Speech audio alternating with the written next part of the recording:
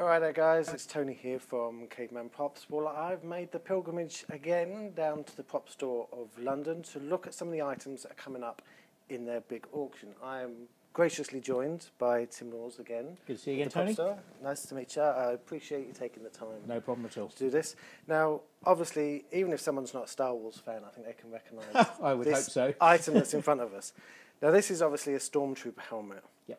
But I'm getting the impression this isn't just any ordinary. No, this one's a bit special, and you could argue it might be the best Stormtrooper helmet you could probably aspire to own, because it's not only is it a screen match from the first movie, but it's also a speaking character, and it's the Jedi mind trick. So the first time you really find out about the Force and what it can do. So this is these are not the droids we're looking for. Yeah, this is move along.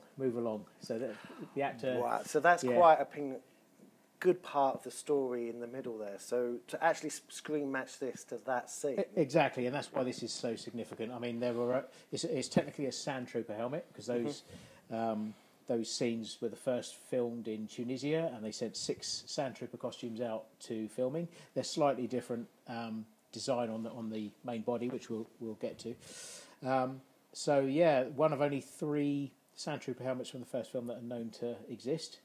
But as I say, what's special about this one is that it's a speaking part, and it's screen matches. Yeah, These so you are can not the droid you're looking with.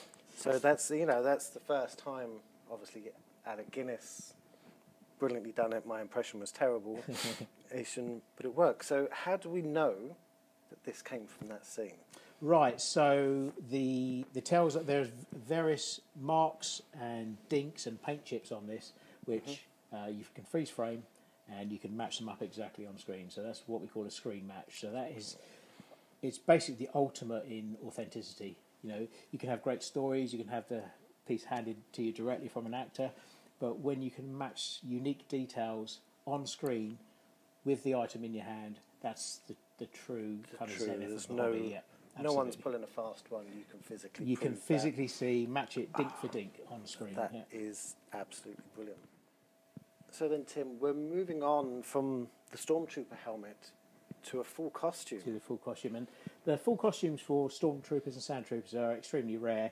The elements of the costume are actually quite fragile, and because there's so many components, I think there's 15 components on this costume, that it's very hard that they ever stay together. You know, you get the odd piece turn up from time to time, but complete costumes are super rare.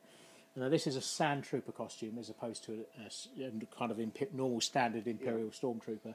There are a couple of little slight subtle differences on it.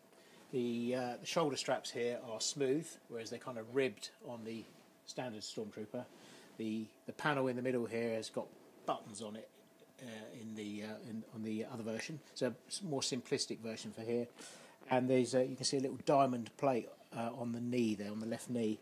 And again, that's unique to the Sandtroopers. And Sandtroopers were the first Stormtroopers filmed on. They sent 6 costumes out to Tunisia for those opening scenes in the production schedule anyway.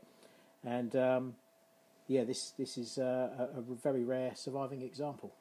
This is brilliant. So does this go with the helmet? Or technically it does. It was a choice to split them. There will be people that are interested in the helmet in its own right, because it is certainly a standalone item, and there'll be other people out there who have helmets would like to put a costume together with it. So, and there's also the opportunity for these two to stay together. So, if somebody is interested, what sort of are we looking at? We're looking at the value on the starting price on this one is £250,000, and it's the same number for the Stormtrooper helmet as well. Yep. So it's a fairly big number, but they're both very significant items. That's brilliant. Well, thank you for that, Tim. Pleasure.